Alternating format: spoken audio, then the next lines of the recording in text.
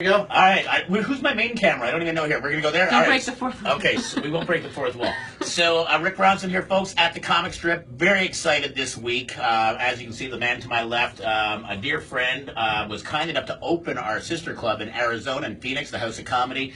And he is here this weekend.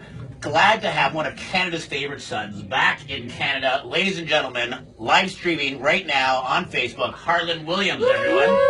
Dude, I noticed you called me your dear friend, and when am I going to get upgraded to a moose friend or an elk friend? You're or close even to an a elk caribou? friend. You're one horn away from an elk friend. Okay, Yeah. okay. Because deer friend is, they're the smaller end of the deer family, so if you ever decide to Harland, I've told you this many times. Size does not matter. We've discussed this. Okay, you're right. You have told me that. You told me that when we were in the bathroom together half an hour ago. I believe it was the Turkish steam bath. We attended together. Oak Leaf, yeah. That's correct. In 77, I believe. Yeah, That's right. 77, Just yeah. post-Woodstock era, I believe. And we were having a good time till George Michael walked in. Just the scene stealer. Yeah, What the yeah, hell? yeah. I mean, I thought I was doing a pretty good show myself, and Yeah. George walks in, and what do you know? So, Harland, first of all, aside from having started here in the comedy scene in Canada many years ago, I mean, I feel very fortunate that I kind of started probably just a couple of years after you, and Harland was one of those guys that really helped, really was a trailblazer as far as getting Canadian comics down to the U.S., because at that point, there had been few and far between, but it was always tough to kind of crack the U.S. border. What's the big difference for you find, being down in the U.S. as, adapting to the American lifestyle, whether it's the L.A. scene or just touring through the U.S.? Well, in the U.S., it's just like, it's such a bigger place with so many more people, so it just amplifies everything. The entertainment industry, the stand-up comedy market, just everything in general is just, we have, 37 million people in Canada, and there's over 350, so it's just everything's magnified. So that really slapped me in the face like a wet Lake Ontario carp. And if you haven't been slapped by a wet Ontario carp, you're missing out. I recommend it. So, what did you find when you first went down to LA, though? Which was it's over 20 years now, isn't it? Yeah, it was 88, I believe. Wow. Yeah.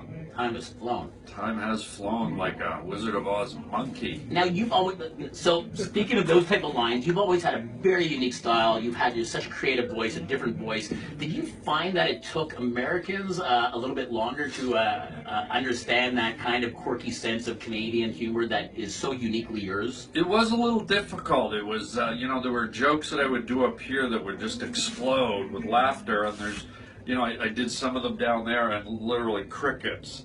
And so there was an adjustment. There's a different sensibility, and I find when you go to any country, there's tweaks, and so I had to find those. I find my Jewish jokes just don't go over as well as in Iraq that they did in New York, for example. Wait a minute, you're Jewish? Uh-oh.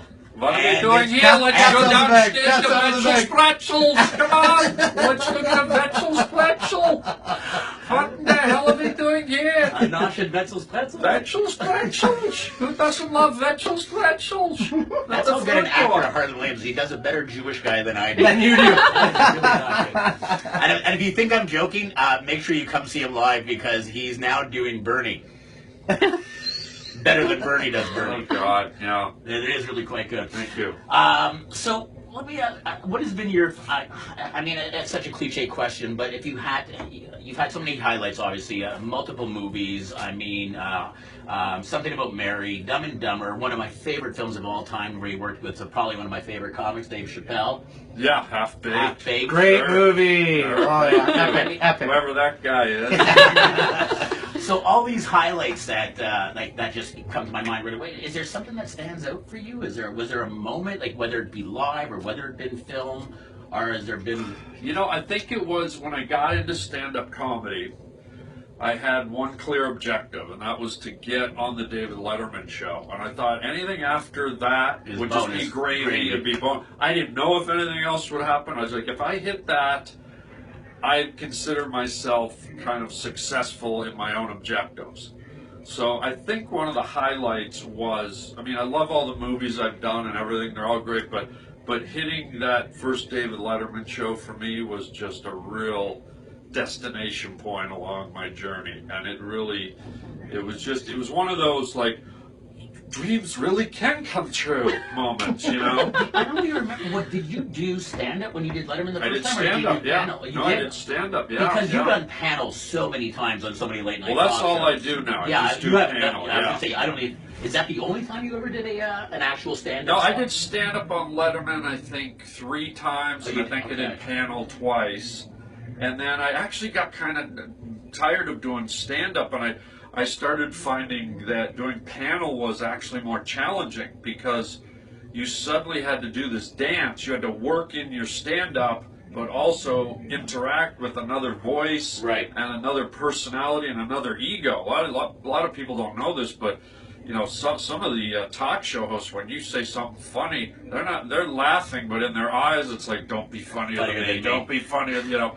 So that was a whole, you know, panel is a whole art form unto itself. And so, you know, once I mastered stand-up, I really got off on doing the panel, and I feel like that's something I had a lot of fun with and enjoyed doing.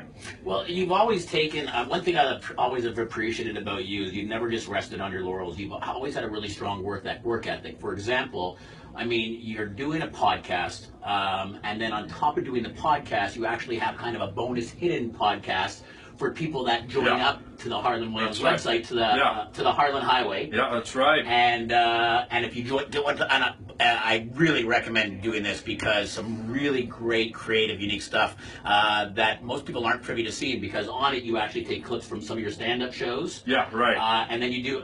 I'll just let you explain the premise because I love it. But essentially, the debate thing that you do with other comics. Yeah, I have my regular podcast. It's called the Harland Highway, and then if you become a premium member for only $20 a year, I have a whole second podcast I do called Let's Have a Fight podcast. And basically I get famous comedians like Adam Carolla and Greg Fitzsimmons and Bill Burr and people like this, and Orny Adams, Tom Green. And I basically put them in a room together, and I mediate, and they have 3 11-minute verbal fights. Comedy cage matches. Yeah, and basically I give them topics, you know, topical things, and they have to verbally duke it out, and then I decide who the winner is at the end of the podcast. And it's really fun because it really gets animated and heated, and guys are yelling, but it's not angry debating, it's comedic debating. Right. So it's guys trying to get their point across, but making it funny as they go. So it's a really great thing. So please join my premium content on the Harland Highway. We have an app. We have an app that just came out. So if you go on your phone and type in the Harland Highway, you'll get the app. It's free. You get the Harland Highway for free, and then the premium stuff's $20 a year. And what we'll do with our friends from SOS Media is we'll link that all up and make sure that we can put some of those links on there, right? To get you on got the it, guys. Highway. Yeah. Do we have any questions from anybody tuning in with us that would like to have a question answered by the one and only Harland Williams? Because we only have minutes left, because Harland has to be on stage here. What was the absolute most favorite experience you had in a movie? Oh my gosh. All of it. I mean, movies are magic. You know, people say, what was your favorite movie? What was your favorite moment? And I gotta tell you, man, that it's just so magical. I mean, you know, improvising in the middle of the night with Ben Stiller on a back road in Florida doing Something About Mary. Awesome. Was crazy. And sorry, let me interject. Yeah. I don't think a lot of people know that, but a lot of the scene-stealing moments that you've had in film have been highly, highly improvised. Yeah. There was a script, but you ended up going off script, and more often than not, the directors went with your cut as opposed to theirs. That's right, yeah. And, you know, just to, like, when we shot Rocket Man, we actually shot Rocket Man at NASA in Houston. Cool. And, That's wild. you know, Cool. you know, here I am in a scene, acting a scene in a comedy movie, Rocket Man, and beside me is the real next rocket that's going to Mars. Cool. And I'm just like, what am I doing here? And just amazing things like, you know, in Down Periscope, we got to hang out on a real submarine. You know, we shot in a, you know, I never thought, I'm a kid from the suburbs of Toronto, suddenly I'm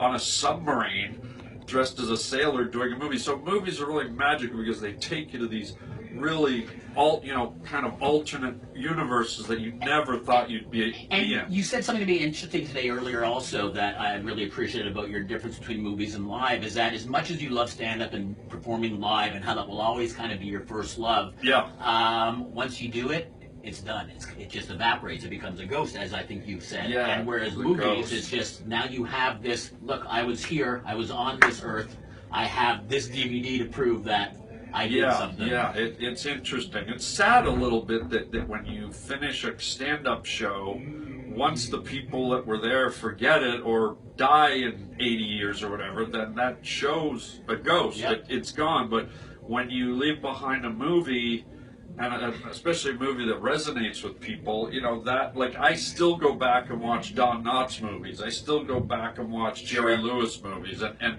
even Laurel and Hardy and Buster Keaton, and all the stuff they did, all the comedy they brought is preserved. And so that's why I love doing movies. There's a magic there that hopefully what I did will be preserved and influence or even just make someone laugh somewhere down the road. So that feels very magical to me. In fact, you actually got a viewer who said, my favorite line was, "It wasn't me, it was Julie." LOL. Thank you, Tracy. Awesome. Yeah. That was a line that I actually improvised. I made up in Rocket Man, too. Like, he was this kind of really innocent guy who was going to be the first guy to go to Mars, and he was kind of like everything he touched, he kind of destroyed, but he never wanted to get blamed. So whoever was closest to him, he'd go, "It wasn't me, it was him." And at one point, it was even, I was in space alone with a monkey, and anytime something went wrong, I pointed to it wasn't me, it was the hairy one. You know, so, yeah, thank you, that's awesome. Yeah, what was actually, my question, quick, what was actually in the beer bottle in Dumb and Dumber? In the beer bottle in Dumb and Dumber, it's amazing people ask me that all the time. I'm actually not surprised. What was it really? Well, the scene because your reaction was such a great spit take that I thought it had to have been something vile. Because I know Harland's a good actor, but I didn't think he was that good an actor. I mean, he really sold that. For those that don't know, the scene is Jim Carrey peed in a beer bottle. Right. I play Jim Carrey and cop, Jeff Daniels are driving in their car and down the road. They get pulled over for speeding by a highway patrolman on a motorcycle, played by Harland. Harland pulls him over and sees open beer bottles in the vehicle. Yep. To which he grabs and... Well, previously, Jim Carrey had peed in one of the beer bottles. Correct. So I grab that one and I'm like, what the hell is this? I drink it, and it was just water. But people always ask me as if I really drank Jim Carrey's pee. You know, like, what was in that bottle? And I just go, what was Jim Carrey's pee? Of course. What do you think it was? Like, it's just so funny. It's like it's something about Mary. I was a serial killer and I had a duffel bag. And you know, people who was in the duffel bag? Who was in the duffel bag? Who's the corpse? What cadaver was in the... So it's just funny how real people think movies are. You know, it's beautiful. And I think it's really a testament to when you have people like, I mean, think of something about Mary was what, 1990... 97 or something, and when people are still quoting the lines from it, and we're pushing, you know, 20 years. Yeah, it blows my mind. People can quote scenes from my movies verbatim. They remember my scenes better than I do. That's the ultimate compliment. But that goes back to what I was saying. It's like if you can affect people where what you did resonates and stays with them, that's a great feeling. That's the magic I was talking about. All right, let me ask Harland one more question and let him get ready for the show here tonight. But, I mean, you've done so much in your career already. Is there something that's still that brass... I mean, aside from, obviously, you made the Letterman thing and everything's been gravy since. Yeah. But is there that one other brass ring that you'd like to grab and hold on to? Is there something that's on... Like, does Harland Williams want to have a one-man Broadway show? Is there a bucket list item that we haven't talked about before that... I think I'd really love to direct a hit comedy movie. Like, I'd love to write and direct a film that resonates with people in the box office globally and is a big hit, kind of like, you know, Ace Ventura or Elf or Austin Powers. I'd love to get my hands around that type of material and just make a successful feature film that's comedic. I don't see why that can't go. So why are you not just penning it with your crew of buddies? Well, I have written a script. I'm not going to tell you what it is, but I'm actually working on... We wanted a Facebook exclusive, Harland. Son of a... Well, the exclusive is that it's in the works. All right. And I'm hoping that comes to fruition. But until then, you want to come see Harland live at the Comic Strip in Edmonton and West Edmonton Mall this weekend. One show tonight, 2 tomorrow, 2 Saturday, 1 on Sunday, and I had said this earlier in our pre-broadcast. I will guarantee you will leave this show saying to yourself, this is one of the funniest stand-up shows I've ever been to. His ability to play with the crowd is second to none, and Harland, thanks, Bob. Hey, can I get one thing from you before we go? Can you just say thank you, my elk friend? Lord of the Elks. Lord of the Elks. My favorite elk amongst all the elks. Hey, that's a mating ritual. Ooh. Well, that was an exclusive. Thanks, Thanks, guys. Awesome. Thanks. Thanks.